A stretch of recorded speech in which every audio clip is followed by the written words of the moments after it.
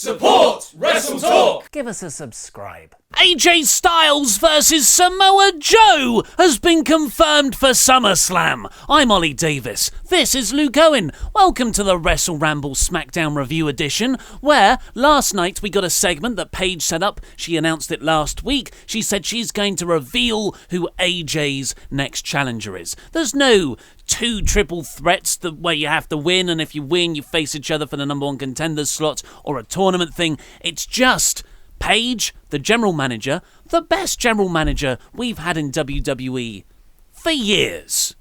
For a long time. She's so good in the role. And she... What about Daniel Bryan? Oh, yeah, he was good.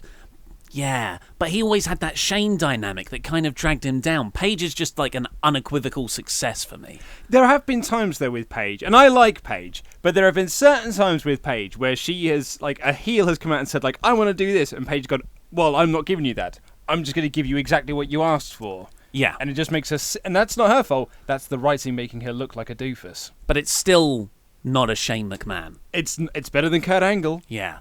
So AJ comes out to this Paige has got like a podium thing with a contract on it, and AJ's like, I can beat anyone. I'm phenomenal. Are you going to get some? Isn't it that what he says usually? And then James Ellsworth comes out and interrupts. And I forgot this was even a thing. I thought this was a really nice, neat callback to the whole AJ Ellsworth and Dean Ambrose dynamic and feud. Because back then, Ellsworth was the baby face, if you can imagine such a thing. And then he turned heel on AJ Styles. Turned heel on...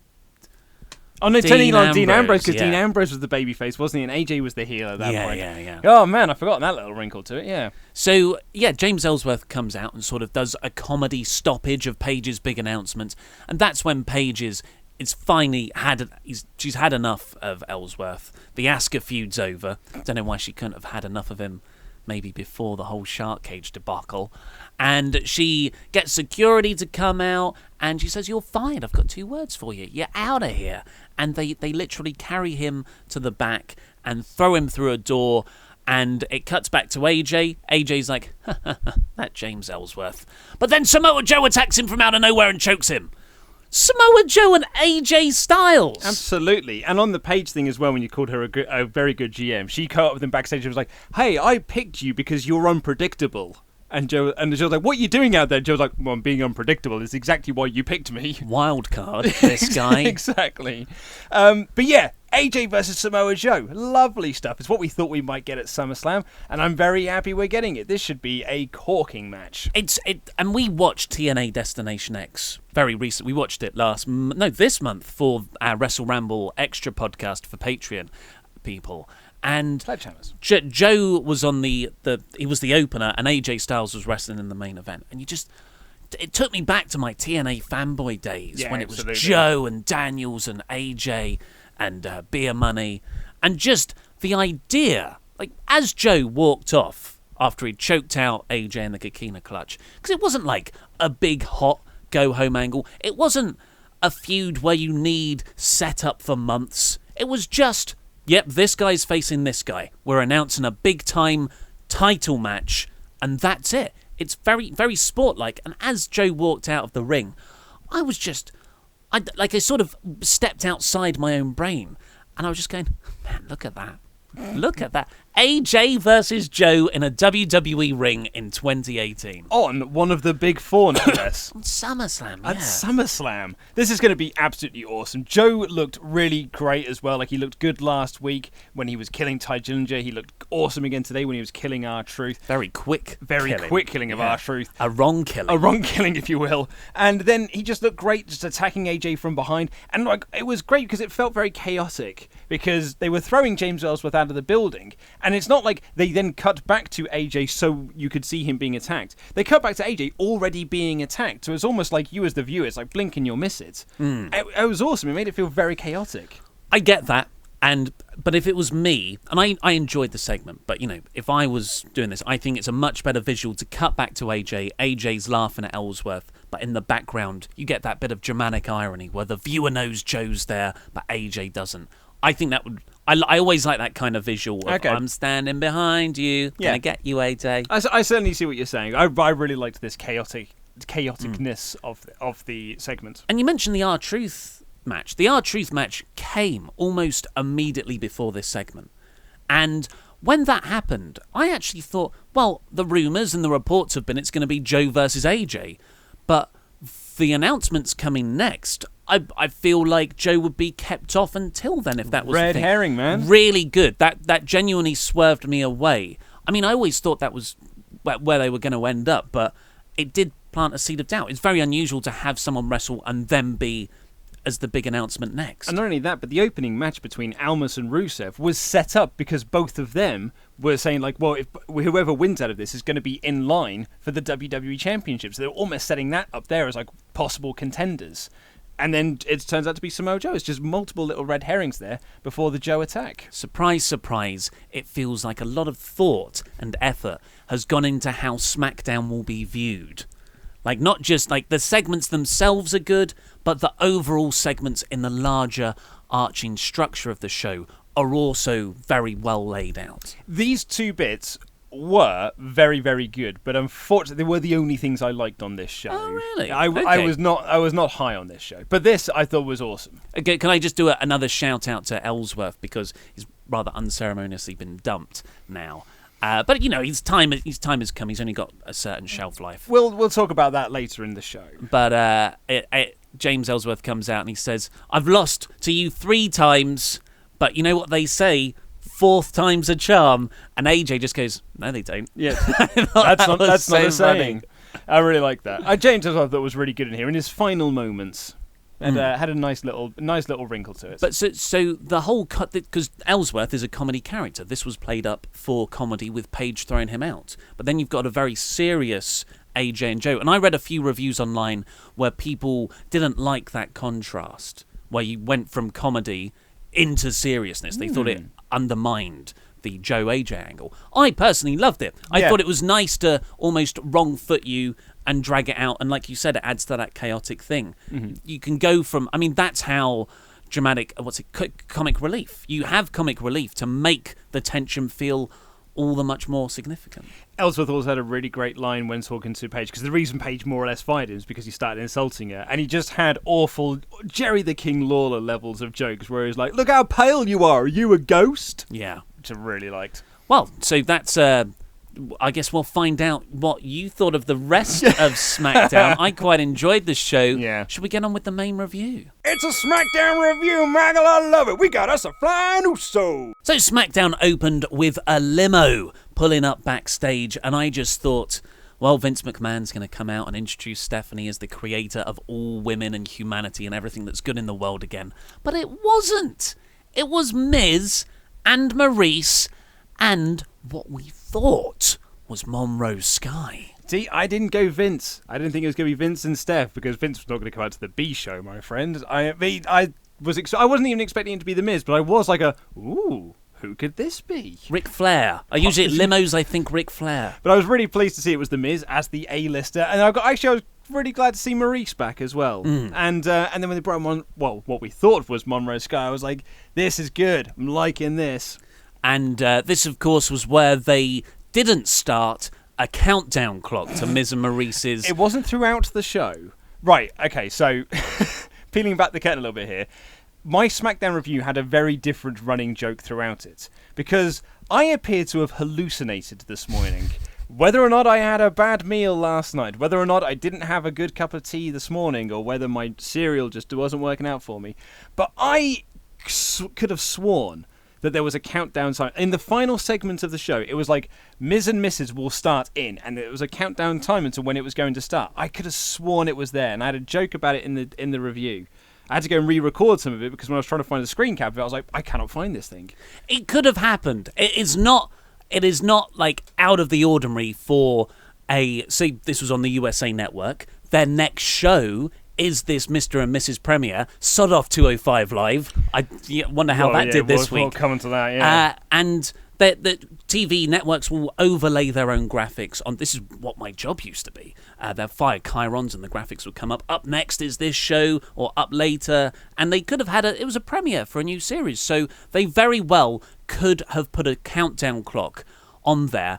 And the feed you watched could have been that one. But everyone else has watched a different feed. Absolutely. I've not found it since. So I'm almost willing to say I just hallucinated it. It's in my notes. I wrote it down in my notes, but clearly I imagined it. Because Luke made a really funny Extreme Rules counter joke. It was hysterical. And he had to take it out And because he couldn't prove it. You'll never see it again. It's weird. We don't usually have to fact check our own reviews. Like the news, we try and find as much information as possible. totally. But opinions, you'd think that's kind of there for you already. You'd think that when you take notes on a show, you could just write your review. But nope, apparently not. Apparently I just made stuff up. Well, but I yeah. thought it was funny. To your point, though, about how many people watch 205 Live, no one watches that show anyway, so That's it's a good fine, point. mate. Miz gets out of the limo. He gets a big pop. Maurice gets out of the limo, a pop. And then Monroe, who we thought was Monroe Sky, is passed to Maurice by I don't know who. Who else was in the limo? Didn't Miz go... Did he reach in? Yeah. And Monroe Sky got a big pop. Yeah, Or exactly. Who we thought was Monroe Sky. Because they've been building her up. They've been building to this debut. Yeah, they better debut than Sanity. I was going to say, so better far. debut than Elmas. Yeah, high flyer. Monroe Sky is. Well, it's in the name, isn't it? Yeah. I wonder if she's related to Rebby Sky. Is she the godmother? I was going to say, you can't say the mother, because that's definitely Maurice. No. Well, I mean, but there was some Woken Hardy chucking a baby antics later on. I suppose there was, There was some Hardy similarities here. Okay, so the first actual segment of the show, which I think we're going to come down on different sides on, if you said you didn't like anything else here, was Randy Orton coming out and explaining his heel turn to everyone. He said last week, as he was beating down Jeff Hardy with that terrific earlobe tearing spot, that I'll reveal why next week. I'll reveal why I'm beating you up so much next week. And the reason was, essentially, you people. It was the promo that Roman Reigns should really be cutting. Yeah, this that's a good point. really is the Roman Reigns heel turn promo of just like, I bust my ass for each and every one of you, and none of you have ever given me respect. I'm not some indie darling. I didn't come up through NXT. Oh, they technically did, but you can skip over that sort of stuff. I wasn't wrestling in front of 100 people in bingo halls. I'm a star. I'm a former NFL player. Blah blah blah blah blah. Is he? I think you played in American football. No, I've never seen Well, Roman that. Reigns? Oh, sorry. I thought Yeah. you were talking Orton. No, well, my point was, this should have been the Roman Reigns' right. heel turn promo. I thought it relied a little bit heavily on those sort of like buzzwords to rile up the internet, like Indie Darling, and yet the Too Sweet thing. Said he didn't steal a cool hand gesture. And Bingo Hall and all that sort of stuff. But I thought this was an excellent promo. He delivered it well, yeah. Randy Orton looks like he cares. And when Randy Orton looks like he cares, he's much more entertaining to watch. Because there are times when, oh man, you can watch some WrestleManias where Randy Orton is not in a featured match, and he's like, well, he may as well not be there. Like, he has sent out an avatar of himself, just a robot that's gone out there. It's Luke Skywalker in, well, minor spoilers. I won't go into that. Yeah, he's just projected himself on the astral plane. Exactly. That's what Orton's really good at. Yeah. So he's good at phoning it in. I think there is a hell of a character here. And I think I'm on the same level as the SmackDown writers and Randy Orton. I don't think it was fully communicated enough. But if they're going this way, I think it's excellent. Because at the end of the promo, he starts to talk about how the fans are the real legend killers. Which was, of course, how Randy made his name. He came up killing Hulk Hogan, but sort of beating up all these old-timer stars. As the legend killer. As the legend killer, which was a fantastic gimmick. Great gimmick. Like, what a way to get someone over as they're starting out. But he turns this on the fans now and says, you're the legend killers, because I'm a legend, and you don't, cheer me enough. You cheer guys like Jeff Hardy, which doesn't really fit into the narrative. But the indie star guys. And then I thought, then he says, I'm going to destroy every wrestler that you love, starting with Jeff. Which is the kind of thorn in my theory, because Jeff is not a young up-and-comer. But if Randy Orton was to turn the legend killer gimmick on its head and effectively be like, well, I'm the legend now, and I'm becoming psychotically obsessed with no one coming up to take my spot, and he goes after young up-and-comers, I think that's an incredible character. I'm in agreement with you, man. I'm 100% in agreement with you. I thought this was really, really great. Yeah, so just like at the start of his career, he was taking out the legends. At the end of his career, he's taken out the young guys. And then the payoff to that would be to really put over a young guy. Absolutely, yeah. Yeah, I hope they do that. Like you said, it was a good promo.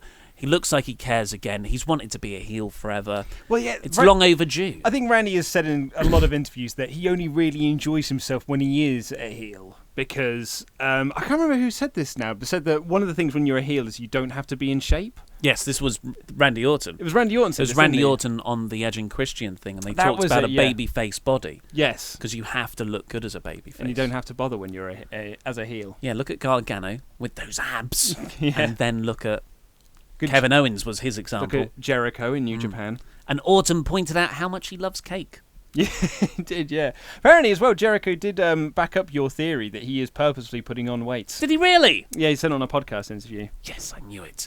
Yeah, because WWE, it's fascinating to how, one would train for an acting role. You kind of have to have a similar mentality to how you train or eat and your diet as a wrestling persona. To get into WWE fitness. Yeah. Well, I thought Samoa WWE Joe shape. had a few more abs this week. He is in WWE shape at the moment. He's in SummerSlam title match shape. Absolutely. Next, we got a recap package of the women's pay-per-view announcement. Yep, I'm sure if that you won't missed it. I'm sure that won't come up again later in the show. Nope. And then we got Andrade Cien Almas versus Rusev. And I was like, well, goddamn, here's a match I never knew I wanted. I know, right? This was set up earlier in the day between Lana and Rusev and Almas and Zelina Vega, where they were essentially arguing over who should be the new number one contender to AJ Styles. And they had this little disagreement, and then they were like, you know what? Let's go into the ring and find out who's the better man. Wonderful! A fight to see who is the better wrestler. This lovely stuff. Yeah, really yeah. like this. And then they had a really good match. Yeah, and there's a really nice similarity there between Rusev and Lana and Almas and Vega. Lovely it's just, stuff. Yeah, it all works.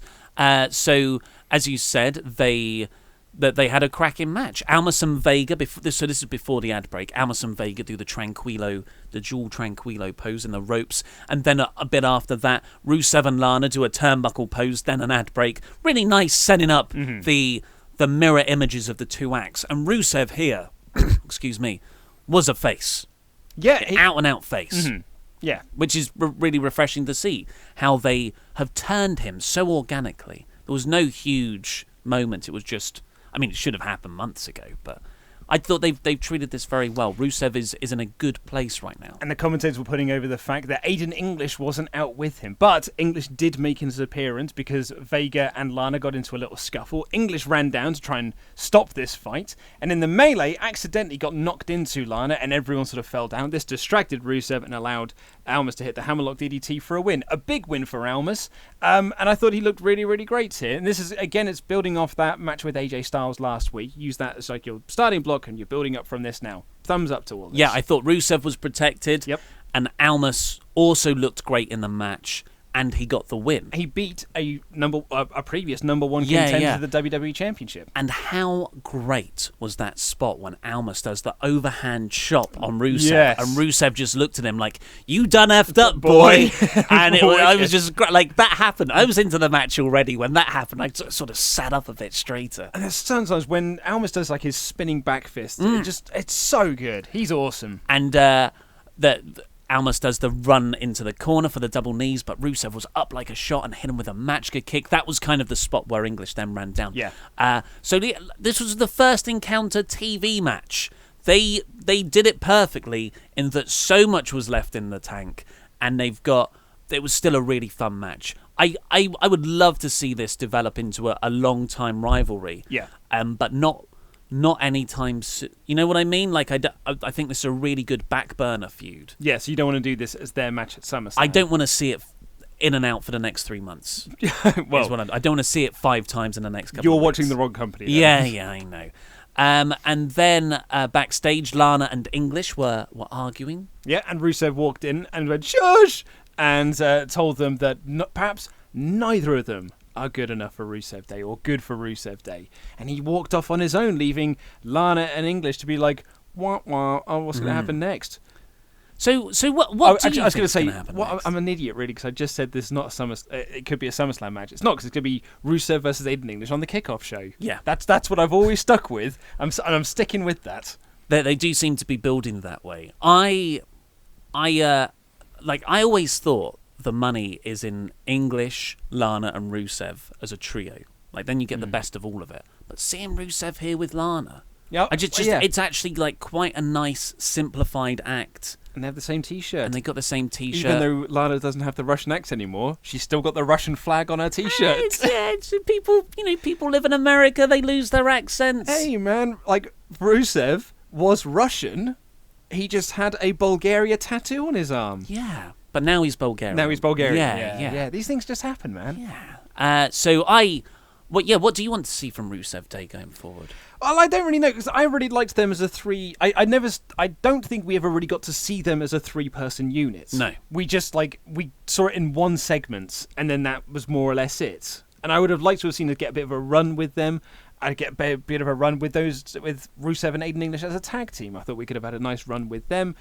And it almost feels like Rusev Day is an act that they've just never really bothered with. And now it's got to a point where no one really cares about it. So we're like, Oh, I disagree. well, the Rusev Day chant is over, but you and I were talking about how this act should have been capitalized on months ago. And I think that point now where it's kind of cooled off a lot. So I think it's to the point where it's like, well, we'll just break them up then. And it's almost breaking them up before you've even done anything with them. Yeah. It's not like they were a force to be reckoned with. Yeah. Well, and they had the potential to be like an upper mid-card semi-main event spot of just winning matches by cheating. They had a chance to be a real a real figurehead of the tag team division. They really had an opportunity to be able to. Or just as a singles star, like Intercontinental title or US title level. Yeah, exactly. Well, but this was all very good. So that's 2 good things on the show so far. I'm just curious. I wonder which tag match you're going to go against. It's not really the tag match, to be honest. Oh, really? Yeah. So next up, we had Samoa Joe beating R-Truth. R-Truth and Ty Dillinger were talking backstage beforehand because, of course, Joe choked out Ty last week. And Joe beat Truth in seconds. Pretty much, yeah. This is Truth's first match since WrestleMania. And he was in the Royal, was he? I believe so, yes. And they were putting that over on commentary. And yeah, Samoa Joe won very, very quickly. Good little showcase for Samoa Joe, and is similar to the time match last week, where both of them kind of got a bit of fire, but the moves they weren't very effective. Yeah. Yeah. I mean, nothing is super effective against Joe. It's No, just exactly. That wasn't very effective. That move wasn't very effective. Joe unleashes Coquina Clutch. You lose all HP. Backstage, Asuka was staring at the Evolution pay-per-view logo, and then she cut a very excited promo about how she's excited for this pay-per-view. And she said she's going to be fighting Billie Kay tonight. Yeah. Yeah. A bit goofy. Very goofy. That's not the promo I want from Asuka. No, and then Iconics also cut a promo about how great Evolution is and how it's going to be really, really cool. But it's really weird as well, because they cut a promo on this cell phone promo where they essentially said, look how great we are. We beat Asuka, which means we're better than Asuka. And I thought, this is a really solid act. Apart from it's what Carmella's also doing. So it doesn't work. You've essentially just copied what Carmella's been saying for the past couple of weeks and put it onto different characters. And then Asuka beat up Billie Kay quite easily. Was it not Peyton Royce? No, it was Billie Kay, mate. Okay.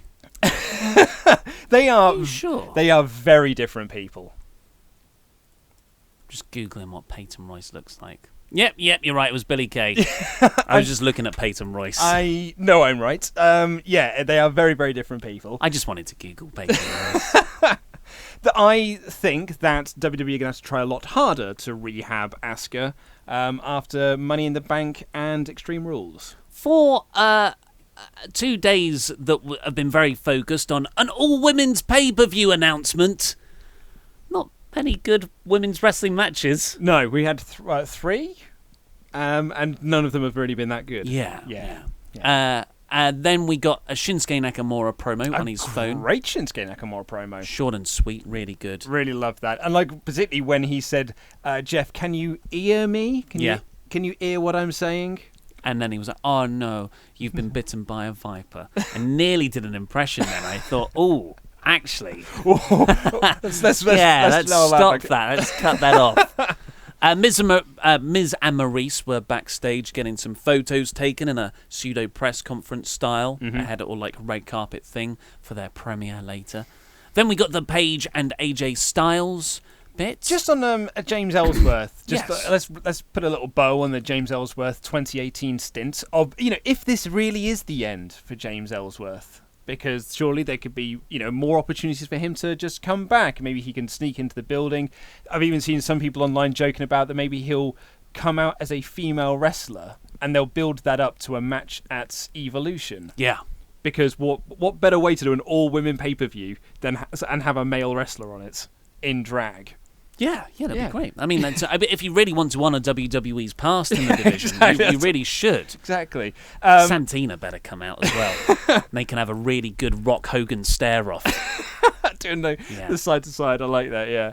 But on the James Ellsworth thing, I was really if this is the end of Ellsworth, I'm really disappointed that this is how they chose to end it, because Ellsworth was essentially brought back so that they could give Carmella an out in beating Asuka twice. Yeah. And then Asuka's got nothing off the back of that. Like, Paige gets to fire him, and security gets to throw him out. Like, Asuka doesn't get any form of revenge on him for costing her the SmackDown Live Women's Championship on 2 separate occasions. It just seems it makes her look a bit lame, and it just makes the whole thing a complete waste of time, really. Yeah, at the expense of Asuka as well. It's like reading a book that destroys all of its characters and then doesn't have a final chapter. Yeah. It's no good, that stuff. That would have been a better use of Ellsworth. I thought it was really, really bad, really. Sticking with Carmella, though, she turned up at the end of, Paige was flustered and she said to Joe, hey, stop being so unpredictable, although, unpredictability is awesome. Yeah. And then Carmella turns up. I think she missed her cue, because Paige was had the bit, now look flustered, for 10 seconds. Yeah. Which was just her going, oh no, oh, I'm going to put my hand on my forehead, put it down again, where is Carmella? Oh dear, just a few more seconds. Okay, Carmella's here now. What a day I've had. Yeah, camera's still on me, damn it. And then, Carmella walks in, and she's like, well, I'm annoyed you've got rid of Ellsworth. She wasn't that annoyed. I was going to say, she moved past it very, very quickly. But that fits her character. Yep. She was only ever using Ellsworth. And then said that she's going to be the champion up until Evolution, and God, I hope not. Yeah. And I'm going to beat Becky Lynch now. And that turned into Becky Lynch versus Carmella. This was a non-title match, but in that awful stipulation, if Becky could beat the champion, she would get to fight for the title at SummerSlam. And Becky won in about 5 minutes. With a fluky disarmer out of nowhere when Carmella dominated the majority of the match. Oh, I don't know. I think it wasn't 50-50, but it wasn't dominating either way. And Carmella tried to cheat early on, putting her legs on the ropes for a roll-up. And I wouldn't call it a fluky disarmer. I thought it was a roll-through to get her into the disarmer. But she was being dominated the entire time, and it was almost like she just managed to lock one in. Like, Becky didn't have a comeback. She didn't get to, show any fire. She just... I felt that Carmella basically took the entire match. And then I was just like, well, brilliant, because the Carmella character, again, makes no sense. Because... is she crap or is she good? They cannot make their mind up. She could only beat Asuka because of James Ellsworth interference. They kept saying, she is not on Asuka's level. She cannot beat her because she is a joke champion. And then here she is just dominating Becky Lynch. I'm like, cool, so Becky now looks like a complete chump. And Carmella is crap or she's good, we don't know. So how you could possibly care about this match at SummerSlam? I thought this was an absolute disaster of a segment. I mean... I don't like it because, beat the champion to get a championship match, and it's not a 5-star classic.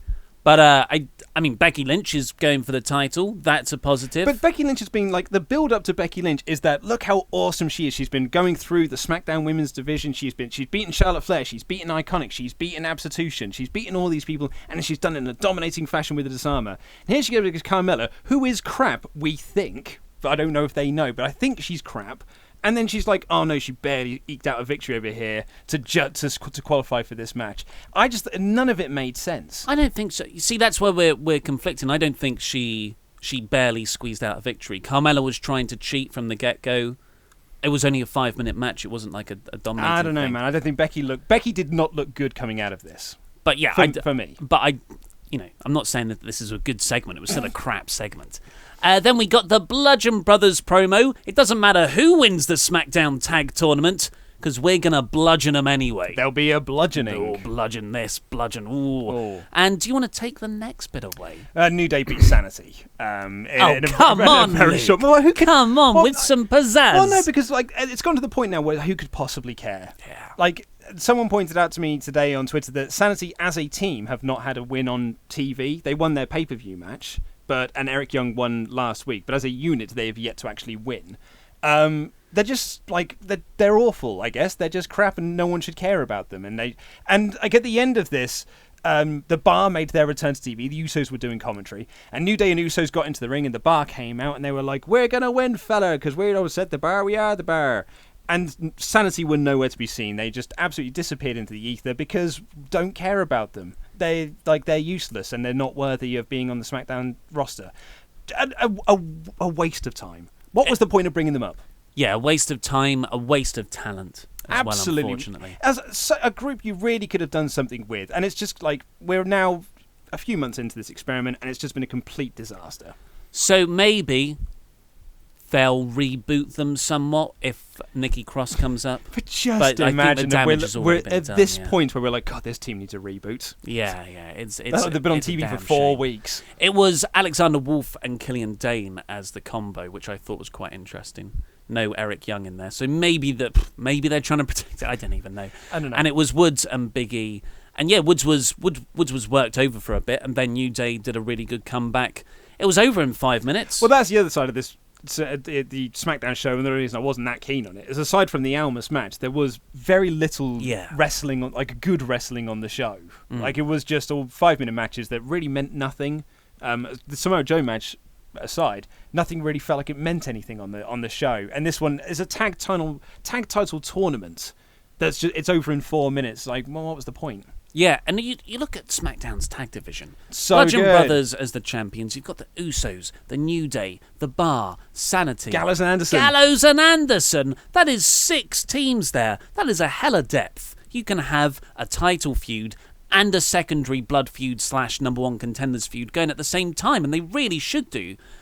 Why not drop something else on this show to make room for a larger match and a bit more fleshing out of the division? Because clearly Vince McMahon is in a period of his life where he doesn't care about tag team wrestling and just thinks that tag team wrestling is rubbish. And you can always see this within the show, because oftentimes they'll be like, tag team wrestling is really important, we're going to push it. Because Vince has decided, let's start pushing some tag teams. Let's have a tag team feud. And then after a while, he's like, because he's never liked tag teams, by all accounts. That's one of his least favourite forms of wrestling.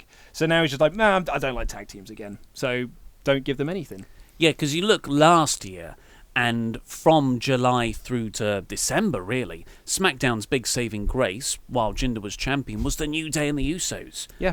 And that was when tag team wrestling was a thing back in WWE. But yeah, you look at it now, with all the talent they've got, it's really being wasted. Really over bad. On Raw as well. Yeah, but they haven't got the same depth. Absolutely. And it's Sanity thing, it's like the Roman Reigns going into SummerSlam. There's no point getting angry about it, because what's the point? It's deflating and really disappointing. But the Bar returned. The Bar returned. I mean, it looks like it's going to be the Bar versus the New Day, I'd imagine. Yeah. Yeah, I guess you could make a Usos New Day final to play off the SummerSlam stuff last year, but I don't think they'll do that the way they presented the Bar here. And I just maybe this will make me sound far more cynical than I want it to be. Haven't we already sort of done this? Haven't we already done the Bar versus New Day? Didn't we do this a lot? When New Day and the Bar were on Raw. Haven't we done this a lot already? And it's been a while though. It's been 18 months since that happened. And haven't we done a lot of the Usos versus the New Day? And haven't we already done the New Day and the Usos versus the Bludgeon Brothers? When you had Sanity there, I was this is new and different. As we said about the Bobby Lashley Roman Reigns thing, it's you had all these options to do something different, and you've just gone with the same old, same old. Just gone into that groove you've already carved. Yeah. But the main event was what the countdown timer was counting down to for the whole show. It was there. That hallucinating oasis. It's like that Sinbad Kazam. We're not getting into that. It was Miz and Mrs. is the name of the show, which is the Miz and Maurice's reality show, or apparently it's more like a sitcom. And there's a cute skit backstage where Paige was meant to get a babysitter, and it's just Sin Cara who walks out. Yeah, he's holding nappies. Yeah, I thought that was really funny. And Miz is like, what kind of babysitter wears a mask? And it was good. So Miz, that sets up Miz taking the baby out to the wrestling ring himself in the sort of, what do you call those things? Like a front backpack. Yeah, like a carrier, Yeah. sort of thing. My first notice, I'm pretty sure that isn't a real baby. Yeah. It's like Roman Reigns' armour, but with enough space. Yeah. If Roman Reigns was a kangaroo, that's where he'd put his child, in this sort of armoured vest. Hey, they haven't tried that to get him over yet. Yeah. That's what you got to do. Get onto the furries. Lovely. He's the big dog. Exactly. It's kind of a kinky name already. And yeah, I reckon it's a dummy baby. Yep. Because like, why would you bring a baby out Well, I did that think- could cry in front of a live crowd for a promo? I thought they were going to have these big headphones on the baby, and then we didn't have the headphones. I was like, yeah, it's not a real Yeah, baby. yeah. Then this is almost like American Sniper levels of that's not a real baby. But then I was kind of like, well, what are they going to do with the baby? They're not going to like body slam the Miz onto the baby, are they? While people think it's a real baby, or play it up as a real Yeah. baby, and that's your big hot go home angle. Daniel Bryan killed a child. Vegan Daniel Bryan. But no, instead, Miz tried to show clips from Miz and Mrs., but instead it had been re-edited by Daniel Bryan to show all the losery things that Miz has done over the years. And then it cuts back to Daniel Bryan. He was like, all right, re-edited that. Or he said, I don't know how that footage got re-edited, but oh, well, it did. And I should apologise to you, but I'm going to apologise to you face to face. And this did lead to perhaps my favourite thing on the show, which was when Bryan beat up the security guards, walked up to the red velvet rope, unhooked it, walked through and put the hook back on. That really made me laugh. That's Captain America levels of babyface. Oh, it was wonderful. I'm gonna do what needs to be done, but I'm gonna respect the rules here. This is a red rope. Red ropes mean something. Yeah.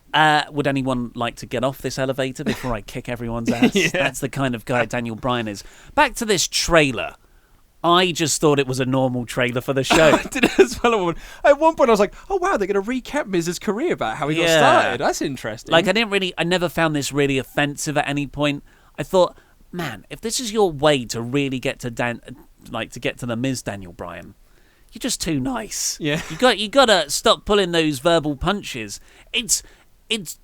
This was fine, but I thought there was a lot more they could draw on for to be this far out for an actual match between the two. Well, the other side of it as well is that this was the main event of the show. The main event of SmackDown this week was an advert for Miz and Mrs.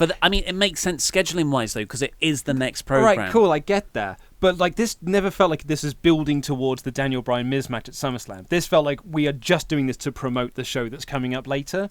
And It needed a hotter angle. Yeah, so like nothing what happened here really matters. All that matters is that you tune into the show that comes on after this, not 205 Live on the WWE Network, which you have to pay us to watch. Watch this on TV for free instead.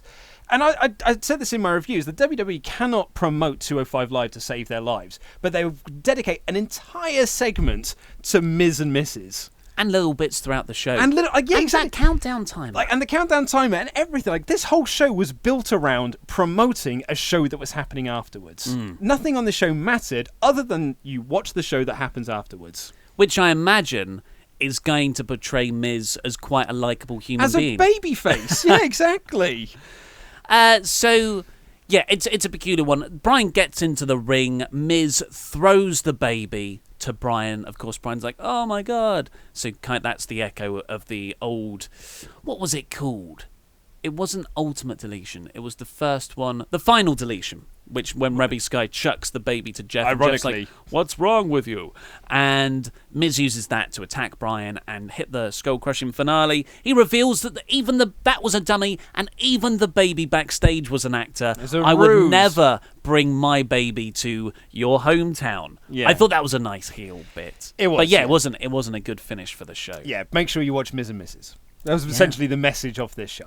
So you gave it Ellsworthy. So a 2 out of 5. Yeah. I'd give it a 3 out of 5. And I certainly don't think you're wrong in doing that. I think that the Sanity stuff and the Becky Lynch stuff in particular left a real sour note in my mouth.